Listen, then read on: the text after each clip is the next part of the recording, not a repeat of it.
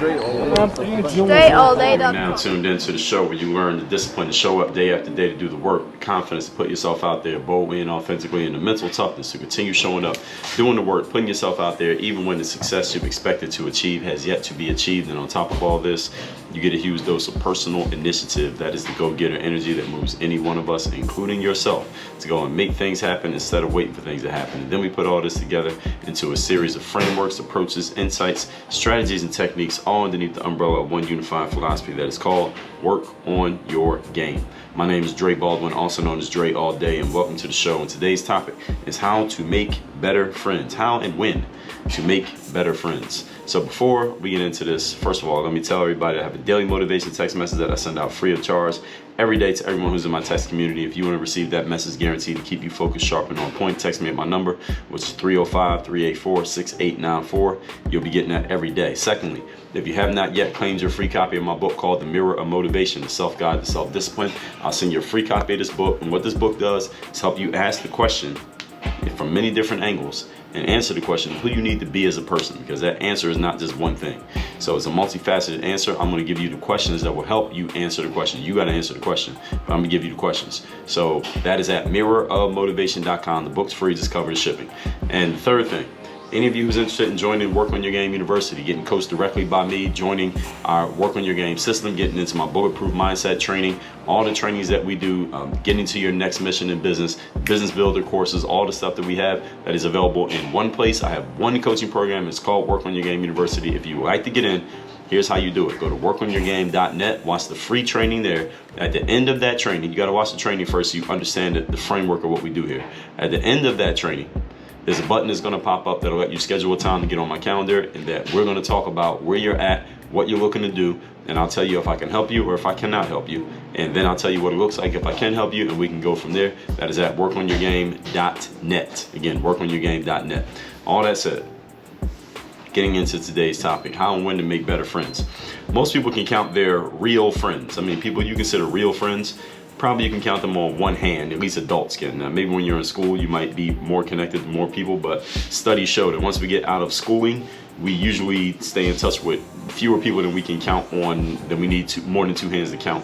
And if you're lucky, you might need two hands to count all your real friends. But even then, when you're on the journey of improvement and leveling up, sometimes you need better people in your circle. Sometimes the people who you were with 10 years ago ain't the same quality of people who you need right now. So how do you go about finding those better quality people, and when would you go looking for these people in your life? Let's talk about that here today. Point number one, topic once again, how and when to make better friends. Number one, look at the people around you and look how they respond to your circumstances. I mean, this is a basic thing, but it's something that a lot of people don't think about consciously often enough. How do the people around you react when you achieve a big success? When you have a big success pop off, how do the people around you respond? How do they seem to feel when things are not working in your favor? And I'm asking these two questions because when you have people around you who are the type of people who you need around you, when you're trying to go to the next level, they will amplify your successes. When you're successful, they will amplify it, and they will look for ways to help you amplify it and get more out of that success because you're on a wave of things working for you right now. They'll find a way or try to help you find ways to get more out of that success, to squeeze more juice out of that orange. And when things seem to not be going your way, they'll look for ways to help you get out of that rut and get your momentum going back in the right direction, get that law of inertia working for you the way it's supposed to. And even if they can't actually help you, they will try. Even if they can't give you anything, they'll try to find ways to give you something that you need. And if you have people around you who don't seem that happy when you have a success, or they're not looking to help you amplify it, or they don't try to help you out or try to get you out of the rut when things aren't working that much for you, it doesn't mean you have to get rid of those people completely. I mean, they can still be high and by. They can still be 2-minute people instead of 2-hour people or 2-day people, like I talked about in episode 1031. Let me make sure that was the right episode. It might be 1031, it might be 1058. Sometimes I get it. It's episode 1058. Limiting your associations to the 3 levels of people. You got 2-minute people, 2-hour people, and 2-day people. And it correlates to how much time you should spend with each one of those people. If they are the type of people who are not trying to amplify your success and get more out of it when you have it, and they're not trying to help you and turn your situation around when it's not working, or they don't ask you about these kind of things and they don't seem that interested in those kind of things, These are not the people who you want to be spending 2 days with. These are not 2-day people. They might be 2-hour people, they might be 2-minute people, but they definitely shouldn't be your 2-day people. 2-day means Tuesdays. 2 days, excuse me, not Tuesdays, but 2 days. 2 days. 2 hours is 2-hour people, and 2-minute is 2-minute people. All right, some of those 2-minute people might be your family members. It might be people you grew up with. All right, so you don't have to completely get rid of them. You just got to put them in the right category. Is everybody following me? You just got to put 2-minute people in the 2-minute category. Get them 2 minutes. Hey, how you doing? You see the game last night? How's the weather? How's the kids? All right, I'll see you later. 2 minutes. 2-hour people you spend a little bit more time with if they seem serious about moving up and advancing to the next level. And 2-day people, those are the people that you'll move things around on your calendar to spend time with them, because those are the high level individuals. You want a bunch of 2-day people in your circle. And if they're not amplifying your success and trying to fix things when things aren't going right for you, all right, they're not 2-day people. They might be 2-hour people, they might be 2-minute people, but they ain't 2-day people. All right, find some higher quality people. So look around at how the people around you now respond based on how things are going for you. And that should tell you a lot. Moving on to point number 2. Today's topic, once again, is how and when to make better friends in your life. Number 2, you need to get around people who you can learn from and also who can learn from you. All right, it should be a symbiotic relationship when you're around the right type of people.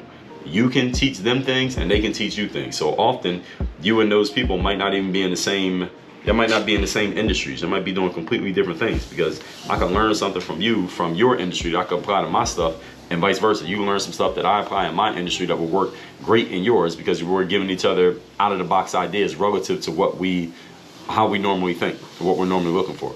These are the symbiotic relationships you want to build when you have the right type of friends around you. So you can ask them things and learn from them. They can ask you things and learn from you.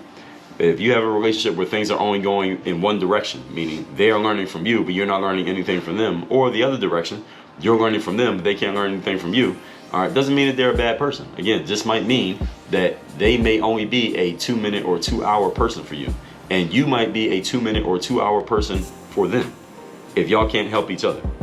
All right, so both of you are going to need some other people around you besides just that person, and for them besides just you. And the good thing about having a strong community, when you have one, and a community doesn't have to be 1,000 people. A community can be 5 people. A community can be a circle of friends. The good thing about a strong community is that everybody can help everybody else. And if the people around you can't really help you, then what you need to do is level up. If the people around you can't really help you, if they're not 2-day people, if you don't have enough 2-day people around you that you can learn from, then you need to level up and make yourself some better connections. You need to make yourself some better relationships. As the saying goes, if you're the smartest person in the room, then you're in the wrong room. You got to move into a different room. Doesn't mean there's anything wrong with the people in that room. It's just that they have their place in your life, and that place is not, that they shouldn't be in a dominant spot in your life. They shouldn't be 2-day people for you, because they can't help you serve the purpose that you need to serve right now. And that's you being selfish, and you need to be selfish. Success is selfish. I remember, for example, I was president of Toastmasters in South Beach, Miami in 2015 going into 2016. I came into 2014, been president for a year and a half. And after my presidency was up, I was the president for a whole year.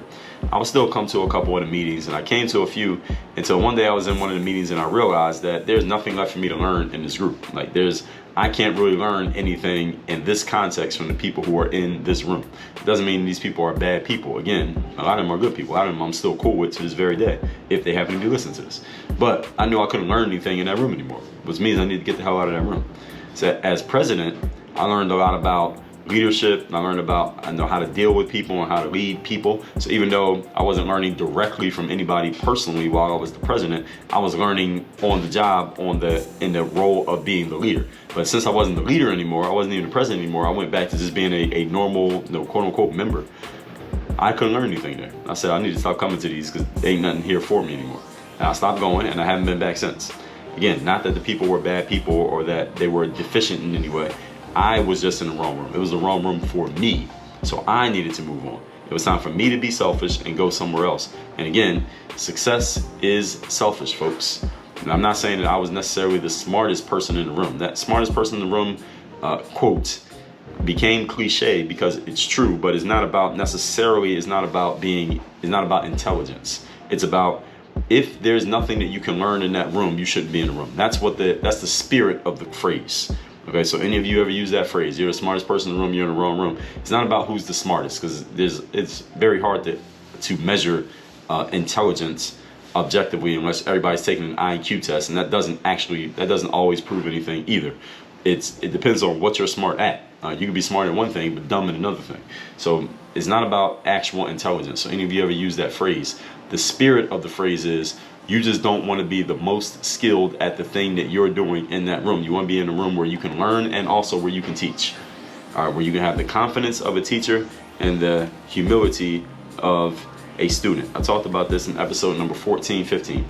Competence of a teacher and the humility of a student. If you can't do both in a room, then you're probably in the wrong room. Now, sometimes it makes sense to be the teacher in the room, the smartest person in the room. That's the room where you are the expert and people can pay you for your expertise. And then sometimes it makes sense to be the dumbest person in the room. That's where you can be the student, you can get information from other people. But when it comes to your friends, you want people that, not probably, but you do want people that you can have the exchange with. You can do both at the same time. That's what makes them your friends, is that they can serve both purposes. Again, so you need to look around at the rooms that you're spending time in, the people you're hanging with, and asking yourself, is there anything else for you to learn in that space as far as your development? And if you can't answer the question, get the hell out of there. And since I'm a person who's all about continual development, and I'm going to assume that because you're listening to a show called Work on Your Game, and that since you know what I'm about, unless you're new around here, you have a pretty good idea of what this is about. You're one of those people as well. You need to make sure that you are staying in places in which you can develop. You need to be able to recognize when this time comes for you in the groups that you are a part of as well. You got to know when to exit the group.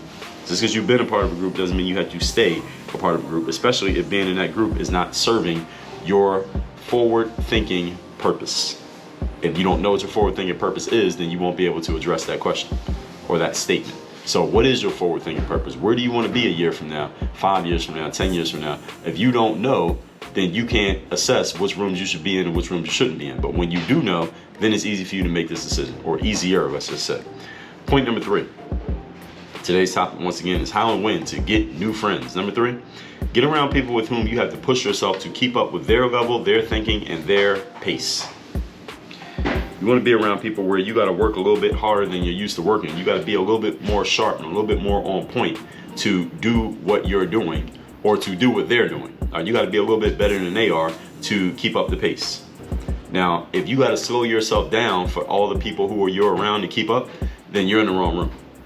All right, there's nothing wrong with you having more skill and more game than the people around you, but that shouldn't be the only room that you're hanging in.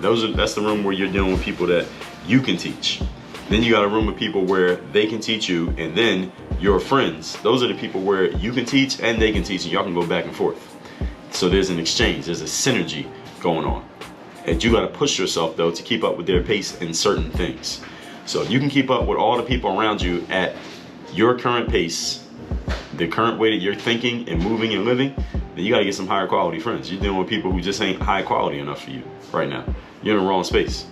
You should have people around you with whom you feel what I call constructively inadequate. Now, I made this phrase up. I don't think anybody's ever used this phrase. I looked it up. I didn't see any references to it. So I made this up.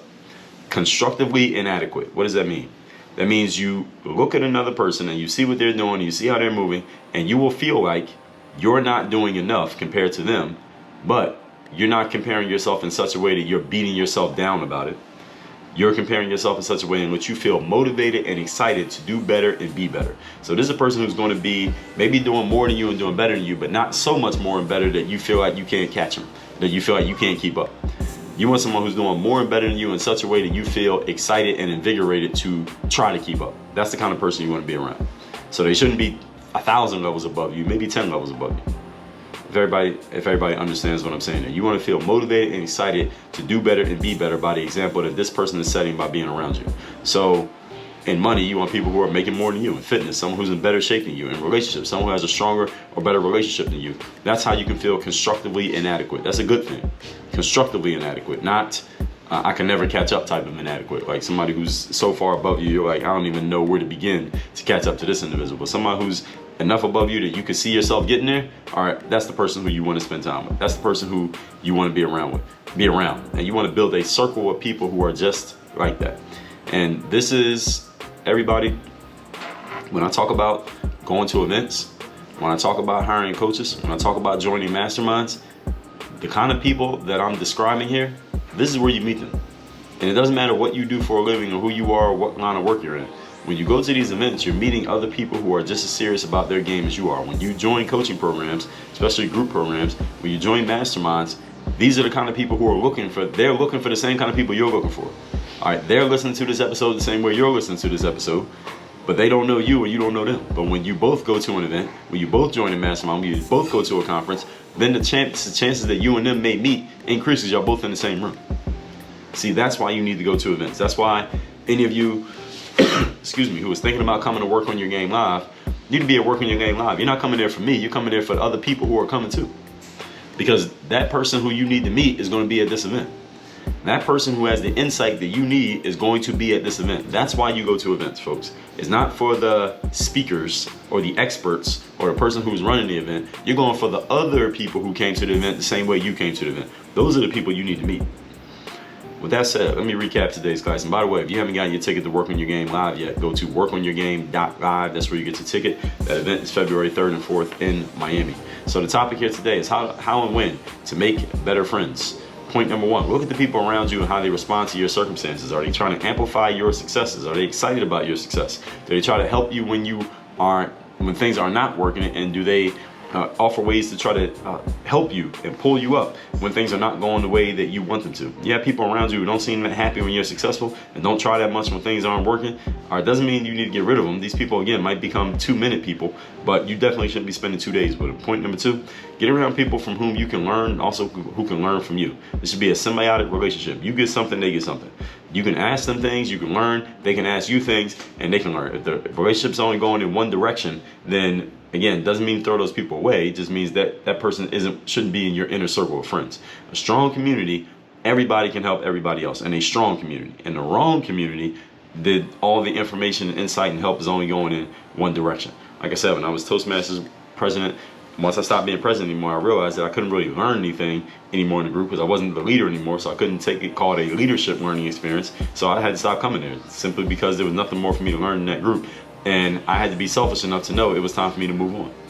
And success is selfish, folks. You got to know when to leave a room and move into a different room. You don't have to stay in the same room your entire life. I mean, you still live in the same room that you grew up in. Most of us, we don't. Number three, get around people with whom you have to push yourself to keep up with their level of thinking and pace. If you can keep up with everybody around you at your current pace without even trying hard, you're in the wrong room. You're dealing with the wrong people. You need to find yourself some different friends. Doesn't mean those people can never be your friend ever again, but they might have to move to the 2-minute level instead of the 2-day or the 2-hour level. You want to feel constructively inadequate around the people around you, meaning that they are doing better than you enough on a level to which you know you can step your game up and you know that you could actually get up to where they're at. All right, they're far enough ahead of you that you can tell there's a difference, but also close enough that you feel like you can reach it. All right, you don't want them to be so far above that you can't do it. And you don't want them to be equal to you, lower than you in such a way that you feel like you only have to do anything different because you're already better than everybody around you. Again, you don't want to be in that room. You're the smartest person in the room. Smartest, again, is a metaphor. So in money, you want people who are making more than you, are doing more business than you, have more customers than you, more followers than you. They're better at using media than you. They're better at something than you are. In fitness, somebody who's in better shape than you. In relationships, someone who's stronger at better relationships than you. Get around people who will, by their presence, make you feel like you can and need to level up. All that said, text me to get my daily motivation straight to your phone free of charge every day. My number is 305-384-6894. And go to workonyourgame.net. You want to be coached by me. You want to work with me directly. Watch my 45-minute training for free first. At the end of that training, the button's going to pop up for you to schedule a time to get on my calendar. We'll sit down and talk about where you're at, where you want to go, how I can possibly help you through this mindset, strategy, systems, and execution that we do at Work on Your Game University, the Work on Your Game system, bulletproof mindset, all of that. That's at workonyourgame.net. Work on your game. Dre all day.